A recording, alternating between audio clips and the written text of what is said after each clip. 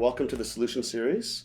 I'm here today with Solomon Wong, the President and CEO of InterVistas. And today we're going to talk about risk-based security. The idea being that we'll do a bit of a deeper dive on some of these issues through this series and try to get to a point where we have a solution at the end of it. So Solomon, thank you for joining us. It's our first episode and we'll see how this all goes. So thank you for joining us. Yeah, it's great to be here. And what a topic to have right now with the evolution of risk-based security over the past 20 years, and now dealing with an environment where we've been used to layering upon layer of different measures for the aviation system. And as we recover in terms of traffic and however the world adapts to this pandemic, it's a great chance to be able to take a step back and look at what we're trying to do here for the future of the aviation system to deal with the shocks in the system that come up in terms of different kinds of threats, mitigation measures, and the calculation of the probability and consequence of how we actually put the system back together. Yeah, and I think that I know you've been talking about and studying and publishing on risk-based security issues for many years. And as we talked about it before, it would take a lot to be able to try to implement something with full airports and with all of the complexities of trying to do that, in a huge operation. But now isn't it the time where the airports are empty, the airplanes are grounded, we have space to do trials and attempt some things? I would think this would be a time for us to really, get innovative and try some things, take some risks that are calculated in different areas to actually get some data on how these things work. Yeah. And I think the narrative over the past 2 decades has always been one around there are things that happen in the industry. So different threats, whether it's immigration, health, aviation security, border controls, and being able to actually look at the age-old comparator. You've got a needle in the haystack. The actual amount of true threats to aviation itself or the movement of people across borders is such a small amount. So being able to look at low, medium, and high risks, especially in a time where there is this space, there is a crisis that everyone's trying to deal with, but also the opportunity to come up with a better way of looking at balancing high, medium, and low risk, what kinds of measures are absolutely necessary to make it easy for people to go from point A to B, and frankly feel that it is a safe form of transportation. Yeah, and I wonder how many people actually understand that our current system of security is based on a 1973 paradigm.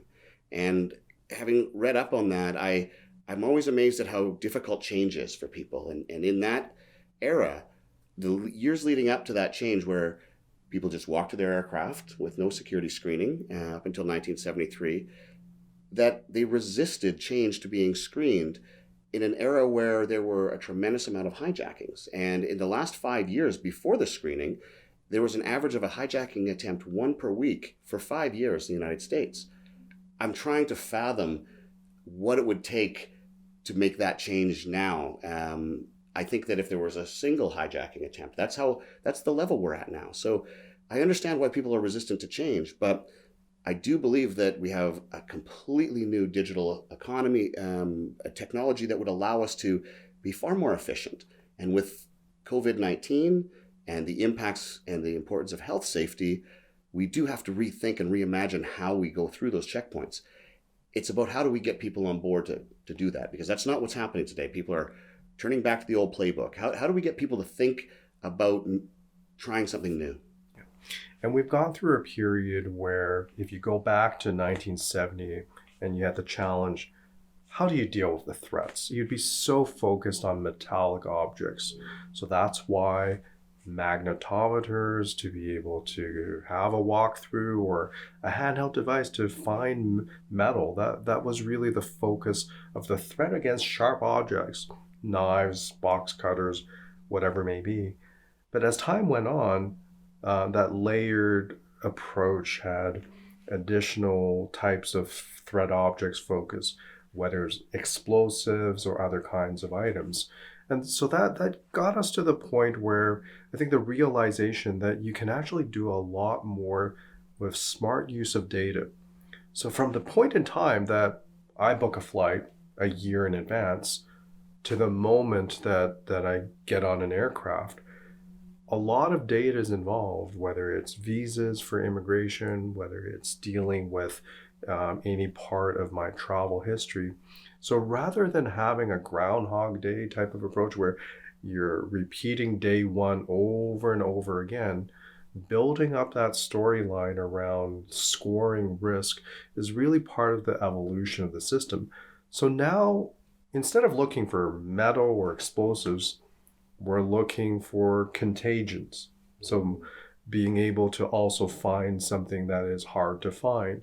So then the question is, are we going to layer additional measures for different kind of screening, or will we find a risk-based approach that is able to sort out empirically low, medium, and high risk? And that requires a lot of testing, data gathering, and testing of different concepts around how do you actually figure that out empirically? And also, of course, convey that to the consumer around what is otherwise a very safe mode of transportation still in comparison to driving your car down the highway, hitting a deer, and all those kinds of other catastrophes that if you go back to threat, risk, consequence, and probabilities, aviation is still a safe mode of transportation, but clearly now in terms of the perception of the spread of disease really needs to be strengthened with a model that is able to combine that innovation together with large data sets, handling, as well as a platform for risk management. Yeah, you referenced the needle in a haystack, which I think is something we've all heard, and it's a perfect example. I'm wondering when we're going to get to the point where we understand that 99.999% of the passengers have the same objective. They'd like to leave home and return home safely. And if we could change our paradigm and realize that those passengers are our partners and remove as many of them that are not a risk as possible, we'd be able to focus our security measures on a much smaller group. But when I say remove them, I mean they should be able to walk through to their gate. They should be able to check in at home, drop their bag, and walk straight to their aircraft with some sort of identity recognition that exists today, and take them completely out of that review process. That's where I think I struggle to understand what initiatives are out there, what leadership is showing us that they're moving that forward, or where would we take that? I know we're trying to work on some pilot programs with some different airlines and around the world and some different platforms, but we're running into an obstacle course that's really hard to navigate. And I'm not sure if you have any thoughts on who should be that champion, or how do we create that environment for people to get on board with this. So from the time that international standards were set with the International Civil Aviation Organization, all the way to some of the things that ACI World has set forward in terms of smart security, there's a narrative around what are the kinds of measures that are part of international conventions to the evolution of some of those ideas, where I was talking at an IATA AvSec World Conference back in 2007 in Sydney, and Max Moore-Wilton, the head of Sydney Airport, was talking about the idea of exactly what you said, Ian. What if tomorrow we woke up and said, let's take out all security screening from every single checkpoint and have that activities relocated elsewhere? A free flow model. And his prediction was nothing bad would happen. Now, he's partly right, partly wrong in terms of just that bold vision and bravery around setting that idea, not to be completely serious about removing checkpoints, but being able to focus what is the value added activity. So I think where he's absolutely right in terms of raising that in 2007, and remembering that 2007 was about a year after the liquids plot was uncovered, and I think the ability of, at the time, looking at additional measures put in place. And here's where, Ian, I think there's a lot of room to be able to try out ideas. So if you think that aviation security is a dynamic threat environment where you don't know what will happen bad next in terms of folks who are dedicated towards acts of unlawful interference on aviation. So that's the core question. Then you would say randomness and unpredictability in terms of measures, not one size fits all, really becomes the ingredient to future success. And the only way that can actually advance ahead is smarter use of data and tools that consumers have. Smartphones, for example, being able to harness that more in terms of advanced preparation before getting into a checkpoint environment. And that platform becomes critical because whether you're dealing with aviation security as a set of threats, or border security, immigration, or even health in terms of what's topical today, those are all aspects that demand a platform of risk management that is uniform and also something that the outcome of measures not necessarily identical for every single checkpoint, but enough commonality so you can work between different parties. That's really interesting because as you're saying that, I'm thinking that where we started in 1973 with the metal detectors and wands, that's still very, very prevalent in our security screening process today. And as you're saying, most of the failures or the major failures against aviation, those unlawful acts, have not been a failure of aviation security at the time. At 9/11, everything that it took to create that catastrophe was totally legal or totally acceptable in an aircraft. So I love the idea of we have to move in towards randomness. And the best way to do that is for us to look at data that's readily available, that everyone is happily giving up to have, the next game app or those things. I don't think we're looking for anything beyond that. I'm not sure what the algorithm would be or what the data we would need to make better decisions would exactly be. But I do think that there are people out there and agencies out there that are using it today in a proactive way. And if we're able to use security by design, the core principles that have been established in this industry, along with the laws that have been, with a law like GDPR in 2016 that protects our privacy and make people aware, we should be able to move towards that and move away from this layering system, because the system is just it's too heavy. It's not sustainable, and certainly not in the current industry, in the current situation. So how do we approach industry, regulators, airlines, to get them on board with this, to give it a chance? Yeah. And I think we also have to look at the narrative of business transformation. So to this problem we have in the aviation industry, and a problem that many have looked at solutions around risk-based security or other measures, we also need to take some inspiration from the financial services sector. So similar to the 1970 comment, well, if you were sitting back then, what would you be using when you're traveling to a different country? It would be the American Express traveler's checks. I recall, you're right, yes. So there's this strange device that evolved over time to interoperability between competing financial institutions. So I can take my HSBC card anywhere in the world, whether it's Bank of America, Scotiabank, other institutions, and have that interoperability. But behind that user experience and convenience is a significant amount of risk management. What is the possibility for fraudulent transactions from one bank to another financial institution halfway around the world? And the ability to score that risk and detect problems that may occur. Now, folks will say immediately, well, banking is one thing versus the clear and present threat of downing an airline. And I think understand certainly the emotional side of the loss of life and some of those aspects. But going back to the core foundation of building a risk management platform, what you have in banking now is that true convenience of being able to manage transactions around the world. And I think there's some inspiration and some science around how do you actually deal with large data sets, apply algorithms that are tailored and defined to different risks, looking at the threats and making sure it's not a static regulation stuck in time. but it's something that's continuously updated in terms of a dynamic threat environment. It's really interesting the hesitation we have in today's environment to try something new.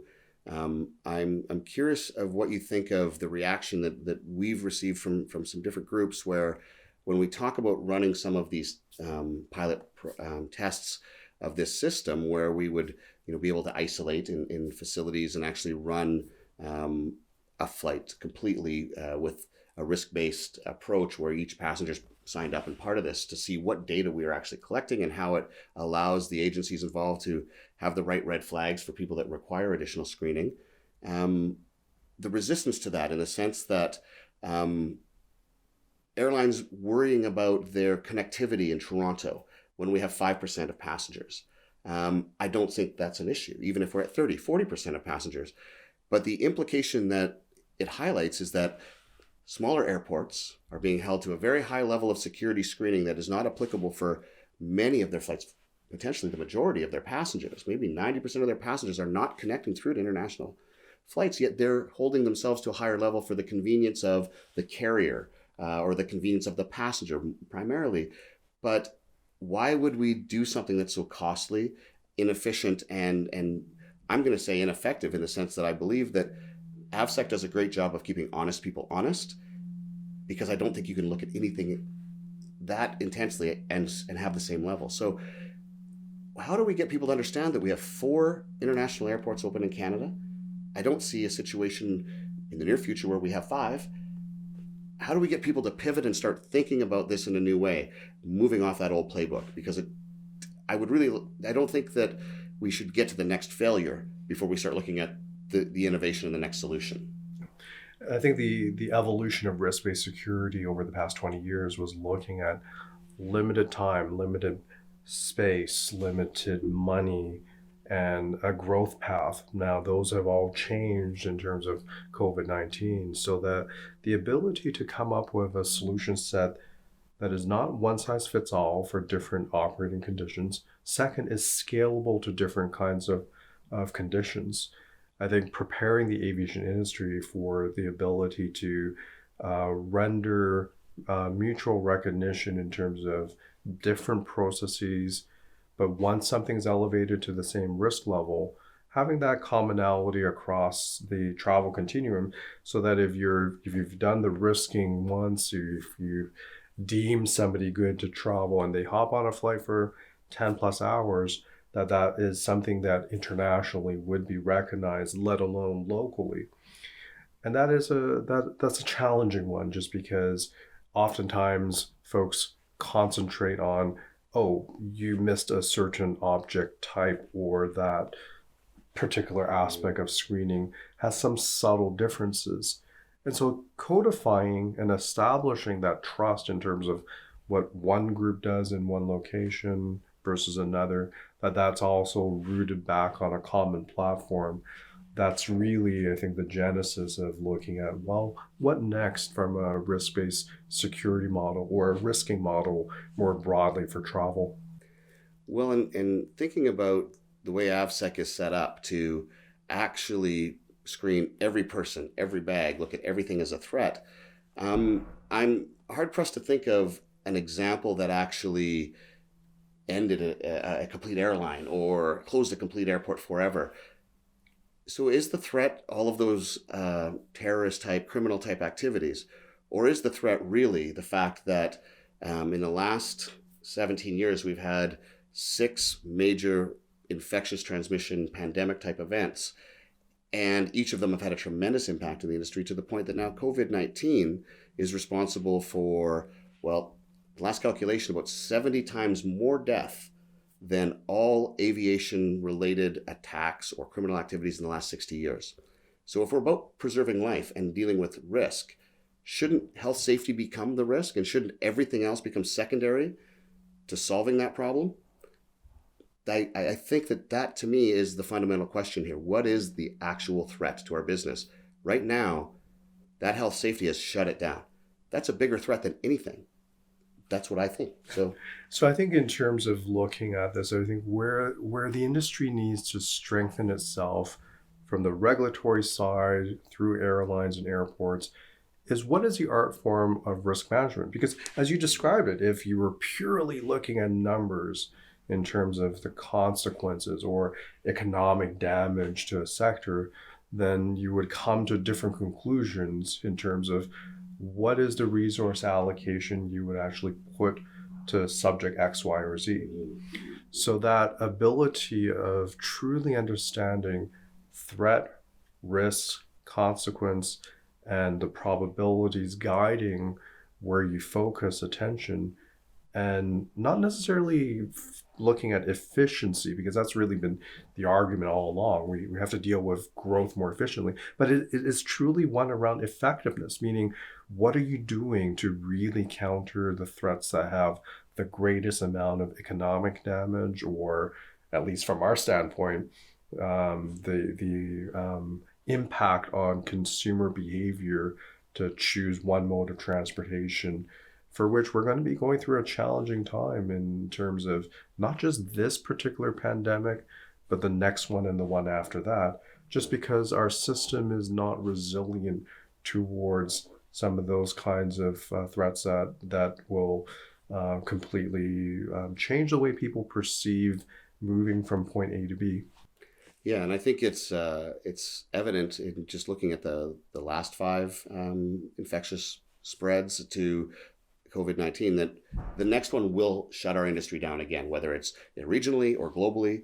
So if we don't make change, are we saying to the rest of the world, we accept the fact that this threat has exposed a vulnerability in our system that we're not willing to change? And when I think we put it in those terms, the answer of the industry should be no, we don't accept that. So that's why we want to have these conversations and put that out there and try to have people think of this in a different way, or look at their core business or the association that they're part of and challenge those thought processes during those conversations, and have more conversations like this and look towards a way to do this, because we believe there is a way to start these pilot projects through the regulatory body regulations that exist. And I want to know what you think about, can we push these pilot programs through under a non-screened flight? Obviously we'd have screening, but under that regulation that allows us to do things more freely, like some of the FBOs are doing now, very creatively trying to bring in larger aircraft and sell flights differently with essentially no screening, so that they can connect people, saying the real risk is health safety. So get on a smaller aircraft that goes directly faster to where you're going, avoid the airport altogether. Is there a way that we could use existing regulatory frameworks to at least do our pilots, to use the space available in airports to isolate and move that forward? Do you think that's possible to do something quickly? Yeah, I think a number of jurisdictions have the ability of creating the environment for live or semi-live testing. And that is important because we're probably not doing enough of that, because the uncertainty that we face in terms of what's ultimately the most effective or efficient type of solutions, we need to gather some of that empirical data in terms of what we're trying to get to in terms of the measurables, in terms of risk management. So I think the ability of running through having a set of pilot projects, taking full advantage of the fact that many parts of our terminal buildings are empty right now in terms of the decline in traffic, but then making sure there's a framework to gather together the right data, as well as proving the types of things, whether it's the degree of health screening that's put in place, different forms of aviation security, other ways of countering different threats in the environment. Those are important to test out. We've gone through a decade where there was pilot fatigue, but I think there's every reason to say that pilot projects are going to be the way of being able to demonstrate the what next question. And from the success and even failure, and fear of failure is part of the driver for many parts of the industry, but we shouldn't be afraid of failing, because we will learn from some of those kinds of mistakes, and mistakes that will actually give birth to future solutions, and the ability to make sure that that environment is there so that we don't continue a system that itself is neither resilient nor scalable to some of the scenarios we're living through right now, and the ones that are yet to come. I think that's a great place to end it on a comment like that. And I would add one thing, and I'll take responsibility. It's not that it's also not effective. I truly believe that if this was the way things were going, we should be having celebrated terrorist plots that have been foiled at security screening all over the world at a constant basis. And I know that's not the case. And I know our security professionals, many of them are equally frustrated because they know there's a better way to do it, and they're trapped within this too. So I certainly don't want to criticize. What I want to say is the people I'm talking to, and you may have the same experience, are very aware that there's a better way to do this. And at this point in time, if we can't do it now, what would it actually take for us to do it? And I don't know. And I think we need to look at the different market segments that are demand drivers for the recovery of aviation. So one example from risk management is for business travelers. A lot of the corporations that are driving ahead, whether it's J-class travel or economy-based business travel, those are folks that are also equally part of security solutions.